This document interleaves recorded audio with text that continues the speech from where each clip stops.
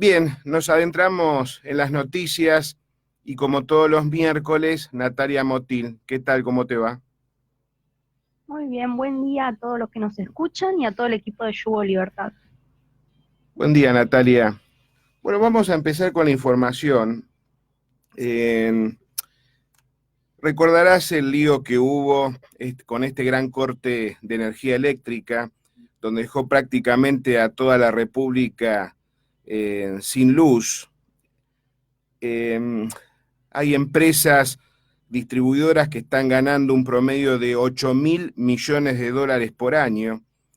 Esta gente que maneja esta gran distribución de energía, hay muchos amigos de Macri y también tengo entendido que el presidente tiene acciones metidas en algunas de estas empresas. No descartan un ciberataque, ni tampoco descartan la falta de mantenimiento. Después yo te voy a leer un dato acá bastante interesante. La pregunta es, Natalia, ¿puede generar, pero tanto detrimento contra la sociedad al no haber un control exhaustivo por parte del gobierno? Porque estamos vulnerables con este tema de estos cortes, que atento que puede volver a ocurrir, ¿eh? Después le voy a alargar acá una nota, no que más de uno va a quedar descolocado. ¿Podemos llegar hasta ese extremo? Sí, totalmente.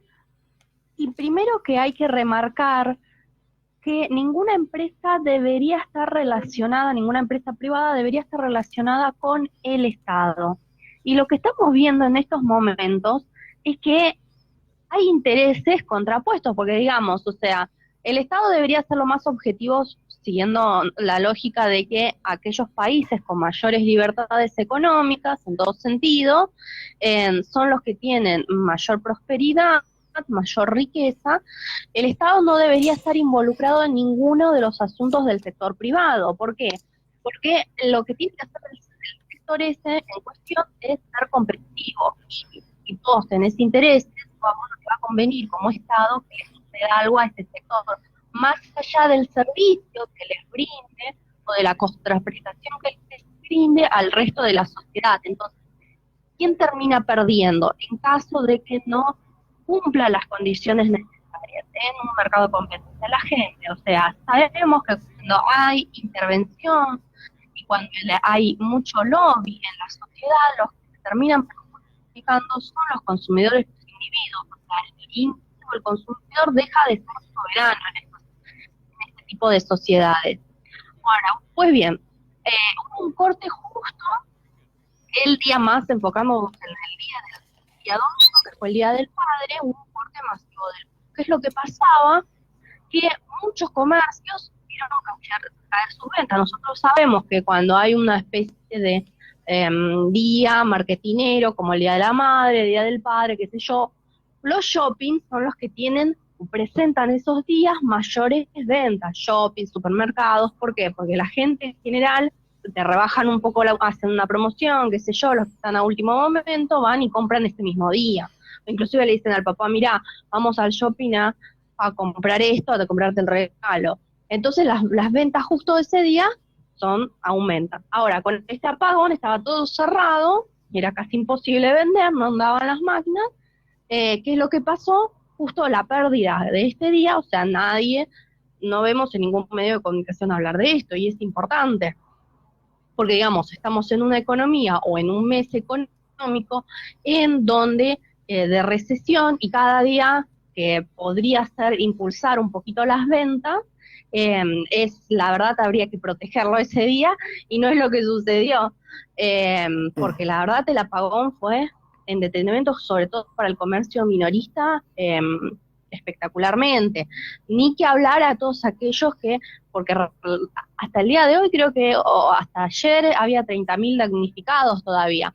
Toda la pérdida en sentido de bienes de consumo, la gente que se les apagaron, hay algunos casos que vieron las heladeras, etcétera, que se quemaron, y todo eso, ¿quién lo va a pagar? Porque la verdad es que lo que está soportando en estos momentos el mayor peso de toda esta mala eficiencia o la ineficiencia, ineptitud por parte del gobierno son la población que es la más vulnerable en estos sentidos. Siempre cuando hay lobby, los que terminan más desprotegidos son los individuos que no se pueden defender. Entonces, tenemos además un aumento de tarifas desde en los últimos años con este sinceramiento del 1000%, y no vemos en contrarrecíproco, digamos, que los servicios sean mejores, no vemos una reinversión, porque digamos, bueno, aumentamos las tarifas, pero bueno, tiene que haber un mejor servicio, una mejor calidad de servicio, y no es lo que está sucediendo. Y no lo estoy hablando únicamente en el sector energético, lo estoy hablando en el resto de los sectores que deberían ser vitales para una sociedad, como la educación y la salud. Nosotros vemos que estamos gastando un montón en eso, en el Producto Bruto Interno, pero no estamos viendo que la calidad haya aumentado y al revés, o sea, tenemos una deficiencia justamente en esos sectores. ¿Pero por qué será? Y porque seguramente esos ingresos se van a mantener a la élite política, digamos, a intereses políticos. Entonces no es algo solamente de un sector, es de muchos sectores, es como una enfermedad que se está transmitiendo en varios rincones, y siempre el más perjudicado es el sector privado. Por eso siempre nosotros los economistas liberales decimos, mira, el que se ajustó hasta el día de hoy siempre ha sido el sector privado, y lo sigue haciendo, sigue soportando el mayor peso de las malas políticas. Entonces, ¿hasta qué punto? Porque, digamos, estamos viviendo cada vez peor, estamos en recesión, se están destruyendo un montón de empleos, tuvimos 5 recesiones en los últimos 10 años, ¿hasta qué punto nosotros vamos a poder seguir soportando esto? Y siempre el que va en contra es siempre de la gente. No vemos uno que diga, bueno, esta vez le damos a ustedes, no. Bien, a lo que dijiste le agrego esta información como te había indicado al inicio. En la nota es de BAE Negocios, dice que mientras a más de 72 horas aún no hay precisiones sobre las responsabilidades en el colapso del sistema eléctrico argentino del domingo pasado, los trabajadores del sector denunciaron que el gobierno impulsa un ajuste en el sector que engendra una crisis energética latente en el área de Cava y Gran Buenos Aires. La Asociación del Personal Superior de Empresas de Energía, que conduce Carlos Minuzzi y está enrolada en la Corriente Federal de Trabajadores que lidera el bancario Sergio Palazzo, emitió ayer un duro comunicado en el que advierten que la resolución 1/19 de la Secretaría de Energía emitida el 1 de marzo podría derivar en la eliminación de las generadoras térmicas del sistema eléctrico al quitar el pago por disponibilidad de estas máquinas. Esto en el marco del plan de ajuste fiscal de cara al déficit 0%. La APSE explicó que esas máquinas que generan el 60% del parque térmico son las que se utilizan en los momentos de mayor demanda o en casos de emergencia en el área metropolitana. De hecho, tras el apagón, el Ejecutivo determinó que se reemplace parte de la electricidad traída de Yacyretá y Salto Grande por energía de generación térmica local a partir de GNI durante al menos 15 días hasta que se esclarezca el origen de la falla. Al modificar el concepto de pago por disponibilidad, se perjudica directamente el mantenimiento de las máquinas y el plantel operativo, suspendiendo las reparaciones, lo que conlleva la salida no solo del sistema eléctrico, sino del sistema laboral a un grupo de trabajadores calificados relacionados directamente con la operatividad de las máquinas, señaló el documento. Una resolución podría sacar del sistema eléctrico las máquinas de generación térmica. La nota termina diciendo que los trabajadores remarcaron que esa resolución solo contempla el nivel actual de la demanda energética, que cae en picada a causa de la recesión. Hay que proyectar un país con crecimiento de la industria nacional y desarrollar un mejor sistema eléctrico. Bueno, siguen, ya entramos en el palabrerío sindical. Después el otro tema ya dice que la denuncia llega después de que Transener culpara al gobierno por forzar el transporte de energía para desde las centrales del litoral, pese a haber un tramo inhabilitado por una torre de alta tensión que se encuentra en reparación desde abril. Una decisión que resultó clave para agravar la falla originada en un tramo operado por la firma controlada por Marcelo Mindilín, que terminó en el colapso del sistema eléctrico. Prestaste atención, Natalia, a lo que leí, ¿no? Sí, sí, sí. Eh, No, impresión. Sí. Vos fijate los manejos que hay, y si vos lees la nota, no quiero pensar que el gobierno provocó esto, porque hace una acusación ahí el sindicalista que el gobierno sabía de algunas cositas. No quiero pensar que lo provocó y me hago cargo de lo que estoy diciendo, ¿eh? Claro, ahora las empresas van a tener que pagar una multa bastante exorbitante que el gobierno le va a aplicar, y estos empresarios, distribuidores, algunos son ajenos a los CEOs que tiene el gobierno, que maneja todo esto, y van a empezar a mostrar información, van a empezar a declarar cosas que la ciudadanía no la conoce, y ya lo estamos observando en los medios de comunicación las denuncias que hay. La verdad es que es bastante tétrico. Cambiando de tema, y como ya te había dicho la semana pasada, todas las semanas la Argentina se vuelve mucho más volátil. Somos terceros en el mundo en la inflación, necesitamos ahora 31.000 pesos para salir de la línea de la pobreza. Y otra de las cosas que es bastante interesante y que yo ya lo vengo alertando desde hace tiempo, 9 de cada 10 hogares de clase media alta abandonaron las primeras marcas de alimentos. Esta nota se refiere a todas esas familias que ganan más de 50.000 pesos, porque no sé si sabrán que aquellos que están ganando más de 50.000 pesos, que no es mucho dinero, en estos momentos no es mucho dinero, ya empiezan a achicar sus bolsillos porque no les alcanza. Yo les dije la vez pasada que una persona hace 2 o 3 años atrás con 40.000 pesos mantenía un auto, ahora no los puede mantener, ¿no? Y aquellos que tienen que pagar alquiler, tienen que vivir dignamente como corresponde, necesitan alrededor de 70.000 pesos. La nota dice que los cambios en el consumo hasta ahora impactaban más fuertemente en las clases bajas y media, y los niveles socioeconómicos más altos parecían estar ajenos. Sin embargo, en los últimos 9 meses todo cambió. Un estudio demuestra que 9 de cada 10 hogares de clase media alta abandonó primeras marcas en el rubro de alimentos y bebidas. ¿Qué opinas de esto, Natalia? Bueno, habías mencionado eso, que habían salido la canasta básica alimentaria, y recordemos primero qué es lo que incluye o qué es lo que, cuál es la definición de canasta básica alimentaria. Bueno, es un índice, digamos, que se elabora desde el INDEC para ver, mira, esta canasta dice, estas son las calorías y proteínas mínimas que debe consumir un adulto digamos, entre los 30 y los 60 años para poder cubrir sus necesidades básicas.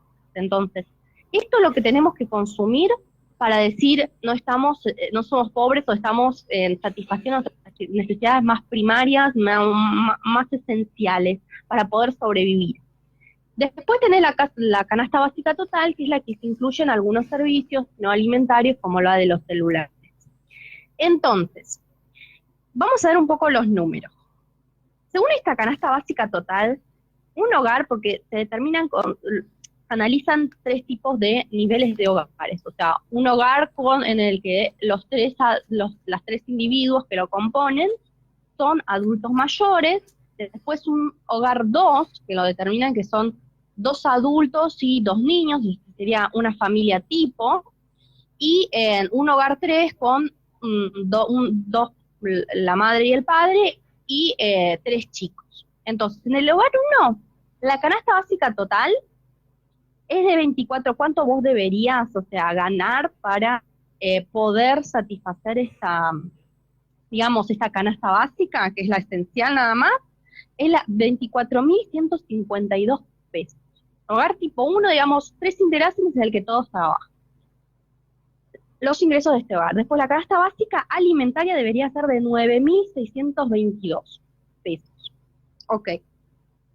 Hogar tipo 2, en el que ya somos la mamá, el papá y 2 chicos.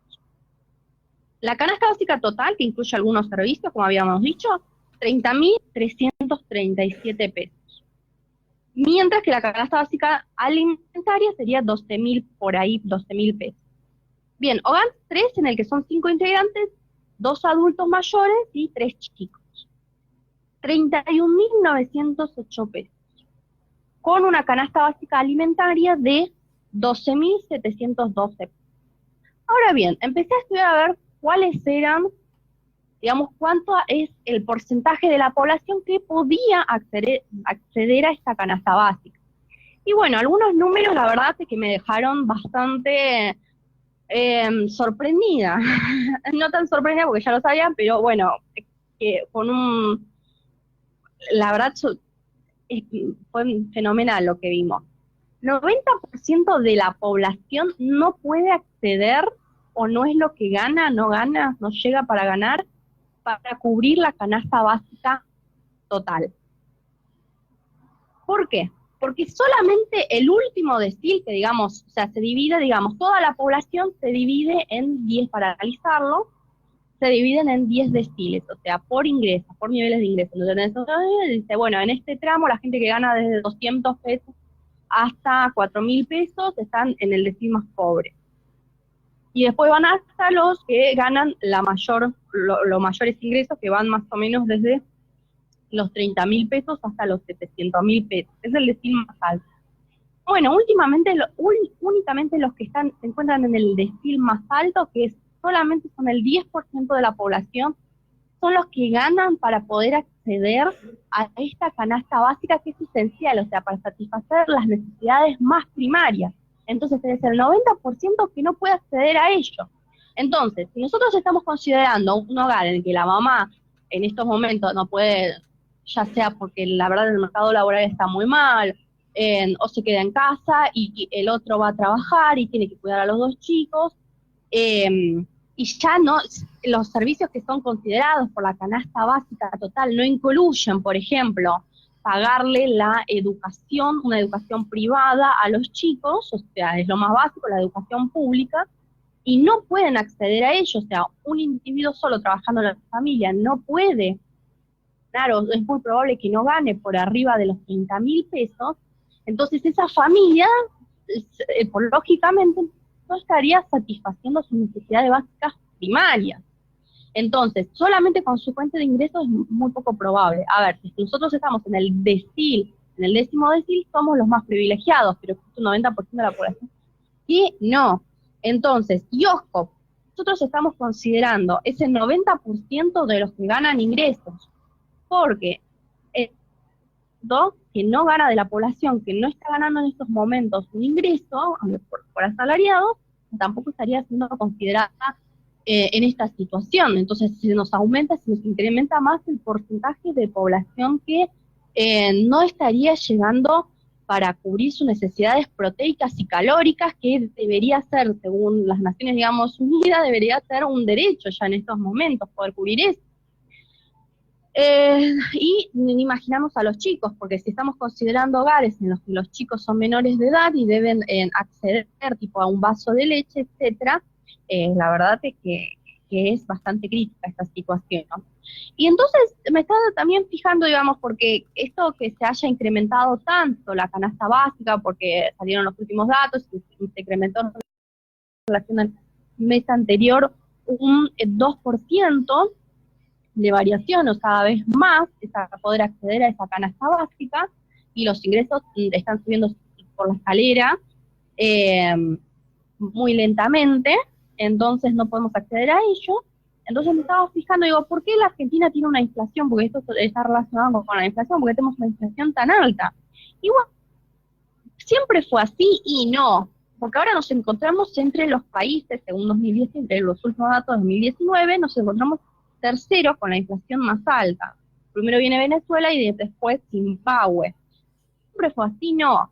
Si miramos un poco más, no sé, en 1980, los primeros países con mayor inflación se encontraban nuestros vecinos, Brasil, Perú, Uruguay, durante mucho tiempo, o sea, hasta el 2000. ¿Y qué es lo que sucedió? ¿Qué es lo que sucedió para que la Argentina quede tercero en los últimos años?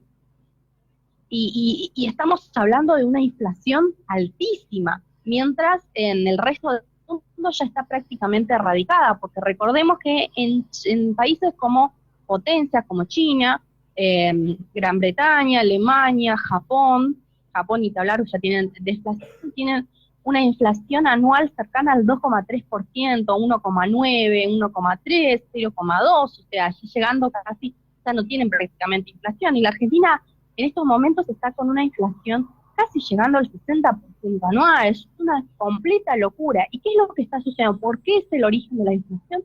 Y bueno, por la creación de dinero, porque hasta el día de hoy se creó una cantidad de dinero que corroyeron el valor de nuestra moneda. Y digamos, ¿por qué no pueden bajar hasta el día de hoy la inflación? Y bueno, porque también se sigue creando dinero, nosotros somos adictos a la creación del dinero.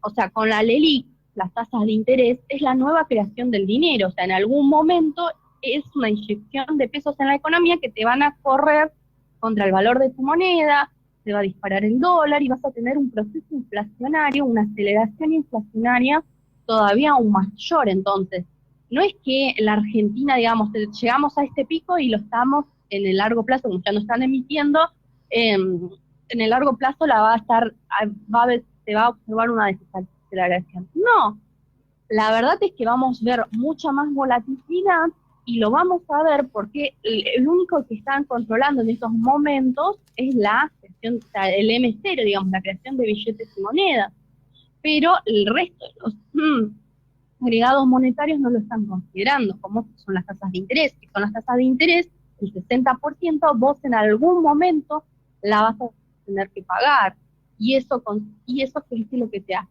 más creación de dinero, o sea, más inyección de pesos que nadie quiere. Y recordemos que la demanda del dinero, o sea, la gente tampoco quiere pesos, se está cayendo, entonces eso te juega todavía aún más en contra.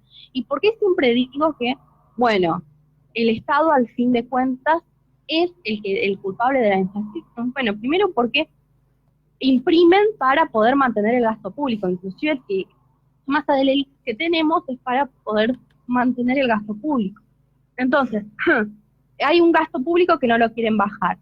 Imprimen billetes. Recordemos, o sea, si nosotros con la misma cantidad de bienes es casi imposible que vos puedas comprar más. Es una ilusión que se genera en un primer momento. Nosotros teníamos 100 pesos y nosotros podíamos comprar con esos 100 pesos, digamos, 5 lápices. Entonces, ¿cuánto es que iban a costar cada lápiz? 20 pesos. Ahora bien, el Estado dice, bueno, ahora inyectamos 100 pesos más, o sea, tenemos 200 pesos en la economía, pero si tenemos la misma cantidad de lápices, o sea, los 5 lápices, lo único que van a generar es un incremento de los precios. Entonces, ahora esos lápices, ¿cuánto nos van a costar? Nos van a costar 40. Entonces, el doble de precios se incrementaron, pero eso es por qué se genera. Al fin de cuentas, ¿quién es el culpable último de la inflación? El Estado que no quiere bajar el gasto público, imprime más billetes, eleva los precios. Bien, agrego también otra notita a lo que estás diciendo sobre los temas salariales de la provincia de Buenos Aires. Acá Vidal está haciendo caso omiso. La famosa, viste, esas figuritas de los monos sabios, ¿no? Se tapa las orejas para no escuchar, no mira nada, no escucha, no hace nada, o sea, no habla tampoco. Los empleados públicos han recibido desde que se inició el año nada más que el 16% de aumento salarial, cuando el precio mayorista interanual en la canasta de los aumentos, no, en la canasta, a ver, me expreso como corresponde, el precio mayorista interanual en lo que respecta a aumento de los alimentos llegó al 68,5%. Y solamente Vidal le aumentó el 16% los sueldos a los empleados públicos, y atento que los maestros ya están empezando a hacer lío porque han recibido descuentos que no se aclaran y le han prometido algunos aumentos que todavía no se lo han dado. Pero el tema que no es solamente el problema de los maestros, sino también del resto de los empleados públicos y de la policía de la provincia de Buenos Aires. Esto se llega a que Vidal está mintiendo y aparentemente no tiene dinero disponible como para aumentarle el sueldo a los empleados públicos. Según comentarios que corren en la ciudad de La Plata, en off, como dicen muchos periodistas, a Gata llegan a pagarle el aguinaldo. Vamos a ver si para el mes de agosto o septiembre podrían cubrir el resto de los aumentos salariales que los empleados públicos están esperando. Obvio que en este lapsus van a ocurrir cosas, movilizaciones, quejas, muchas perturbaciones, etc. Cambiando de tema, el gobierno eliminará los precios mínimos para las importaciones. Empresarios temen un aluvión de baratijas. Con el objetivo de abrir las importaciones, el gobierno planea eliminar los valores criterio en forma generalizada, con lo cual las mercaderías de diferentes rubros industriales ingresarían a la Argentina sin un precio mínimo. Por su parte, fuentes de empresas nucleados en la Coordinadora de las Industrias de Productos Alimenticios, en la Asociación de Fábricas Argentinas Terminales de Electrónica y en la Cámara Industrial Argentina de Indumentaria confirmaron que las respectivas medidas de desprotección industrial están en marcha y se darían a conocer en el boletín oficial en el corto plazo. A ver, Natalia, están haciendo pelota la industria nacional. No le están dando ningún tipo de ayuda a las pymes locales. Cada vez se agrava más la situación de la cantidad de pymes que siguen cerrando, que mañana es feriado. El viernes voy a alargar al aire la nueva tanda de fábricas que están en conflicto. Ahora se suma esto. Me hace acordar, vos todavía no habías nacido, época de Martínez de Oz, que habían abierto las importaciones y entraban cosas importadas de cualquier rincón del planeta. Vuelve a suceder lo mismo. A ver, ¿qué otro detrimento más van a generar este gobierno? Y un descalabro total, porque más allá de que sí, uno como economista dice sí, hay que empezar, a realizar orientarse más hacia la liberación económica, hay que abrir la economía, etcétera. Lo último que tenés que hacer, y todos creo que tenemos un consenso en eso, es abrir la economía, es decir, hacer la apertura comercial. ¿Por qué? Vos haces abrir la economía al resto del mundo cuando vos ya solucionaste los problemas estructurales que tenés en tu propio país. Es decir, cuando hiciste todas las reformas necesarias para que vos tengas o te estabilices en el tiempo. Es decir, achicar el Estado, es decir, bajar el gasto público, hacer la reforma tributaria necesaria para que las empresas puedan ser competitivas, o sea, porque no es que las empresas no son competitivas con el resto del mundo, porque no son, digamos, rentables o tienen costos rentables en el sentido no son ineficientes o tienen capacidad ociosa, es decir, porque no pueden producir, no son inteligentes, no tienen conocimiento, que muchas veces lo vemos en el ideario de la población diciendo no, porque la industria nacional no sirve para nada, tiene que venir el resto del mundo, etcétera. No, en realidad no pueden ser competitivas porque sus costos son muy altos. ¿Por qué? Porque tienen primero inflación, que no pueden hacer negocios con una tasa de inflación tan alta como la que tenemos en la Argentina, y después por la cantidad de impuestos que tenemos, es decir, tenemos 173 impuestos a nivel nacional, y que son muy altos. Entonces, primero bajar esos impuestos y después abrir la economía para que puedan competir con el resto del mundo.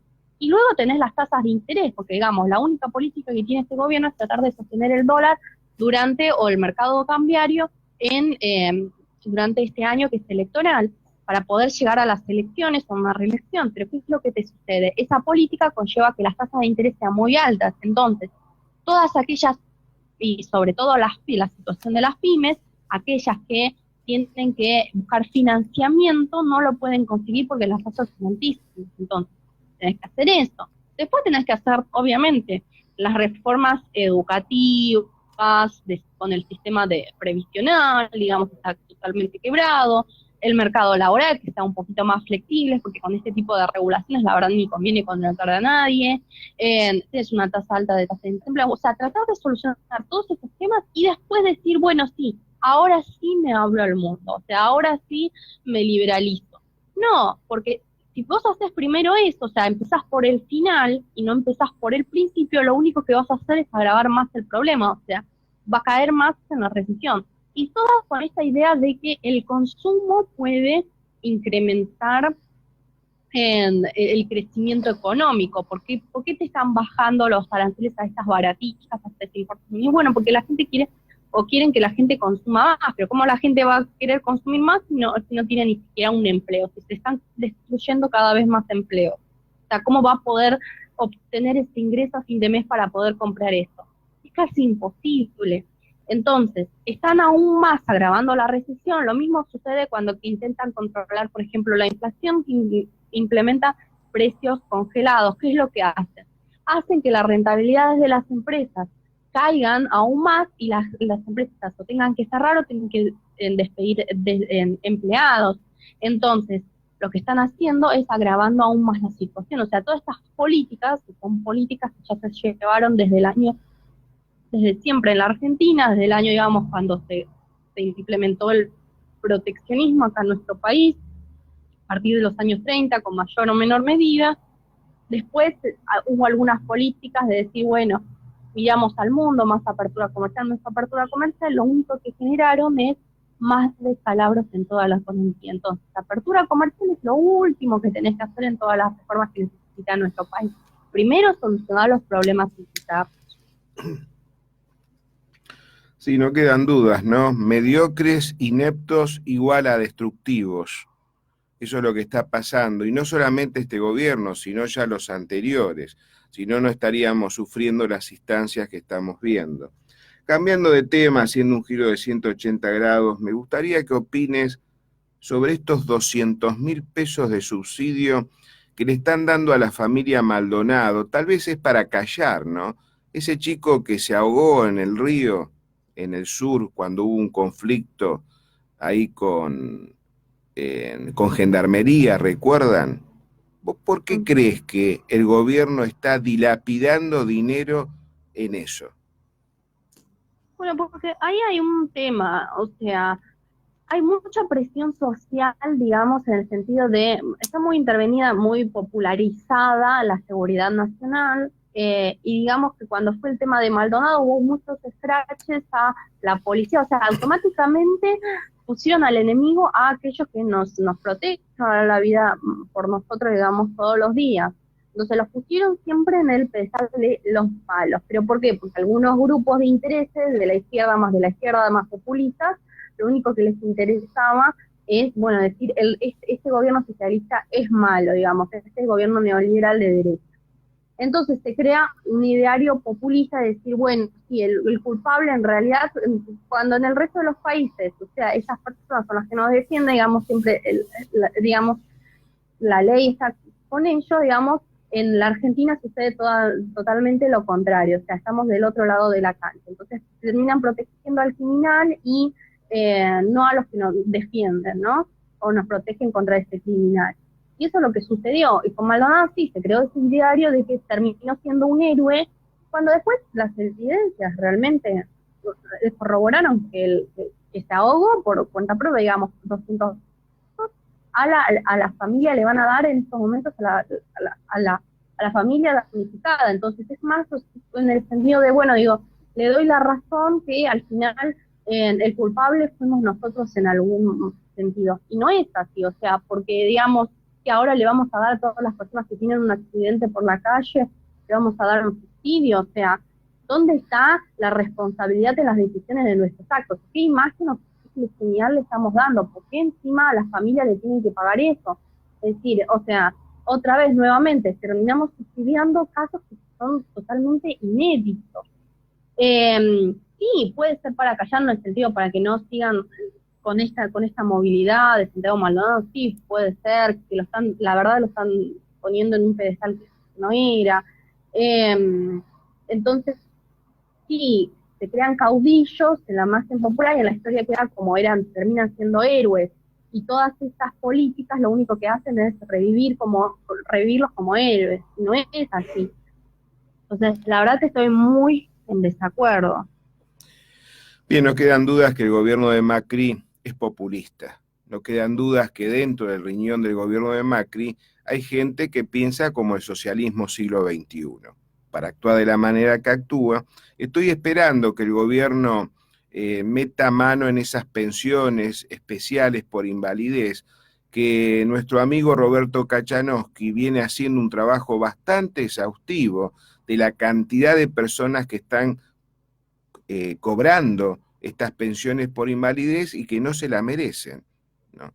Y el gobierno todavía no ha investigado al fondo sobre este tema. Y atento que estamos hablando de un despilfarro de miles de millones de pesos por año. Cambiando de tema y saliendo de la economía y la política, estás haciendo una serie de 5 videos hablando sobre la educación argentina. Argentina ha estado en la cúspide en lo que respecta a educación. Yo recuerdo, porque mamá me lo decía, mamá estudió en la universidad, después fue docente, ahí por la década del 60 venían muchos extranjeros a la Argentina, vos no habías nacido. Después vino este tarado de Onganía, donde empezó a reprimir a los jóvenes, siempre me cuenta eso mamá, en la famosa historia de los bastones largos, que vos lo habrás leído en la historia argentina también, y eso trajo aparejado un detrimento muy grande contra la educación argentina. ¿No? Aparentemente este generalucho de Cuarta, Onganía, no quería pensantes en la República Argentina, más allá, ¿no?, de los problemas, porque ya en aquella época también empezaba a surgir las izquierdas, pero fue una excusa como para que las Fuerzas Armadas, que en esos momentos generaban golpes de Estado y aplastaban el sistema democrático, no querían pensantes. Eh, Mamá me cuenta que muchos profesionales se fueron de la Argentina, muchos. Te digo más, dos de ellos llegaron a ser premio Nobel. Me acuerdo cuando estaba este periodista Roberto Maidana en Canal 13, una vez le quiso hacer un reportaje a un argentino que se había radicado en Alemania, fines de los 70, y no le quiso dar reportaje porque este argentino, que ya era naturalizado alemán, dijo: no me siento más argentino, este premio Nobel se lo debo a Alemania por la ayuda que me dio Alemania, así que no le voy a dar el reportaje. Creo que era un físico, no sé qué premio Nobel había recibido. Eso también me acuerdo, y hay datos en YouTube que dan antecedentes sobre ese tema. Lo mismo sucedió con otro científico argentino que se había radicado en Estados Unidos. Este era un médico que recibió un premio bastante importante en el mundo, que también se negó a hacer reportaje. Eso fue fines de los 80. Decime, contame, Natalia, ¿cómo fue la historia en esa época con respecto a la educación que hemos tenido y cómo son los contenidos y la currícula de ahora? Bueno, primero, éramos en uno de los países importantes en el mundo en calidad educativa, digamos, y es cierto, o sea, la gente, los inmigrantes, venían acá y tenían, o sea, había un nivel de alfabetización muy alto, es decir, y con una calidad educativa muy importante. Bueno, primero para tener en cuenta, nosotros gastamos en relación al resto del mundo, sí, mucho, porque es una herramienta política de campaña que dicen, bueno, nosotros en educación gastamos un montón y este año gastamos tanto en relación al PBI. Y sí, es alto, pero no todo lo que gastas quiere decir que esa prestación del servicio sea de calidad, y eso es lo que nosotros gastamos en salud, educación, seguridad, los porcentajes más altos, mucho más altos que en los primeros países del mundo, pero la calidad es paupérrima. Es decir, la verdad es que son dramáticos los datos en relación a educación. O sea, para que tengamos una cuenta, hoy, a los 8 años, los chicos no pueden leer, digamos, o no entienden lo que leen de los textos. Y eso es algo que después no es que se corrige, digamos, en los años siguientes, o sea, es una bola que se sigue en el tiempo. Una muestra de 64 países, nosotros nos encontramos entre los 10 peores, cuando alrededor del 2001 nosotros éramos los mejores en calidad educativa de América Latina, digamos. Nuestra universidad era insignia, nuestros centros de educación primaria no eran insignia con el resto del mundo. Hoy nos encontramos por debajo de Chile, Uruguay y México. Chile y Uruguay y México nos superaron. ¿Por qué? Porque avanzaron, nosotros nos estancamos, nos quedamos en el tiempo. Y los chicos hoy tienen problemas de lectura, de escritura, sobre todo, o sea, el 66%, digamos, en promedio, realmente casi no aprenden matemáticas. La matemática, o sea, es lo peor de todo, de la escritura, de la lectura, de la comprensión. Matemáticas es la herramienta educativa que después te va a servir para insertarte en el mercado laboral, y es la que peor nos encontramos. O sea, el 66% de la población es ignorante en matemáticas. Y eso es terrible, porque la matemática te obliga a conectar causa y efecto, a hacer una lógica, o sea, a trabajar el cerebro. Y hoy en las unidades se está viendo, pero ¿por qué está? Inclusive ya hablamos que solamente 1 de cada 4 chicos comprenden textos, y 1 en el secundario, terminan el secundario comprendiendo textos, y 1 de cada 4 chicos logran un título universitario terciario luego de terminar el secundario. Y inclusive de cada 100 alumnos que entran en la universidad, digamos, estatal, solamente el 30% logra recibirse. En las privadas son un poquito más, digamos, el 40%, pero no es algo únicamente que se dé, digamos, en los centros estatales, también se dan en los centros privados. O sea, es una muestra que abarca todo el país, porque, digamos, no es que la educación está mal o la educación del Estado, no, la educación más está en todo el sistema educativo. Entonces, ¿qué es lo que pasa? ¿Cuál es digamos, la ideología de enseñanza, digamos? ¿Les enseñamos en los centros educativos con centros de enseñanza? No, en esos momentos, y dada la situación social que estábamos viviendo y estamos viviendo hasta el día de hoy, el 20%, digamos, de los alumnos comen en los colegios, digamos, o van a comederos escolares. ¿Por qué? Porque ahora el sistema educativo se ha convertido en un centro de protección, digamos, de contención de los problemas sociales que traen desde la casa, en vez de ser un centro de enseñanza. Inclusive lo estás viendo, no es algo que, digamos, es solamente del gobierno anterior o de los anteriores gobiernos, es algo de que se observa en este gobierno. Cuando le traen la currícula, ¿qué es lo que necesita? No, vos hacelo, en realidad lo tienes que contener al chico porque tiene problemas sociales, digamos, tienen que hacerlo pasar, o sea, ya la evaluación queda anulada, lo hacen a repasar al chico porque sí, porque tiene que terminar, porque tiene que tener el título secundario. Nosotros tenemos el mayor grado de escolaridad porque la secundaria en los últimos años es obligatoria, pero la calidad, o sea, igualmente terminan las secundarias siendo ignorantes. Entonces, ¿qué es lo que se ha convertido? O sea, se ha convertido en, digamos, para que los chicos no estén en la calle, están en los colegios. Los maestros, más que enseñar, se convierten en padres, que tienen que lidiar con algunas problemáticas sociales. Entonces, es una bola que, digamos, tenemos una calidad educativa paupérrima, pero ¿por qué? Porque, digamos, tenemos muchos problemas, es cierto, tenemos muchos problemas económicos, sociales, pero se ha modificado de tal forma la currícula en que el chico al final no termina aprendiendo. Entonces, no termina aprendiendo, ¿de qué forma puede después insertarse al mercado laboral? O sea, ¿por qué 1 millón de chicos, es la bastante crítica que tiene la sociedad argentina, porque 1 millón de chicos ni siquiera trabajan ni siquiera estudian? Y bueno, también es algo que viene desde los años anteriores, digamos, si terminó la secundaria por terminar la secundaria, pero no tiene las herramientas para poder ser una persona competitiva, ¿cómo es que van a poder salir? ¿Cómo es que va a poder salir a defenderse, digamos, en el mundo laboral? Es imposible.